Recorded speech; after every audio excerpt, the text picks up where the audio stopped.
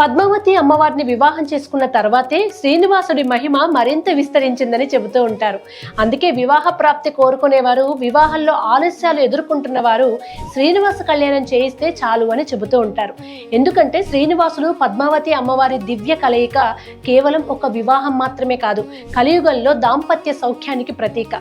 ఎన్ని సంబంధాలు చూసినా కుదరకపోతున్నా, మాటల దాకా వచ్చి చివరి నిమిషంలో ఆగిపోతున్నా, మంచి జీవిత భాగస్వామి కోసం ఎదురు చూస్తున్నా ఈ నిర్జల ఏకాదశి రోజున నిర్వహిస్తున్న శ్రీనివాస కళ్యాణ మహోత్సవంలో మీ పేరు గోత్రంతో సంకల్పం చేయించుకోండి. శాస్త్రాల ప్రకారం నిర్జల ఏకాదశి అత్యంత పుణ్యప్రదమైన తిథి. అలాంటి పవిత్రమైన రోజున గోవిందుడి కళ్యాణంలో పాల్గొనడం మరింత విశేషమైంది. మీ వివాహ కోరికను శ్రీనివాసుడి పాదాల వద్ద ఉంచే ఈ అవకాశాన్ని అస్సలు మిస్ అవ్వకండి. ఇప్పుడే స్క్రోల్ అవుతున్న నెంబర్స్కి కాల్ చేసి మీ పేరును నమోదు చేసుకోండి. గోవిందా, ఎవరైతే నీ కళ్యాణం జరిపిస్తారో వారి ఇంట్లో త్వరలో మంగళ వాయిద్యాలు మోగేలాగా చెయ్యి స్వామి అని నమో శ్రీనివాస అంటూ వేడుకోండి.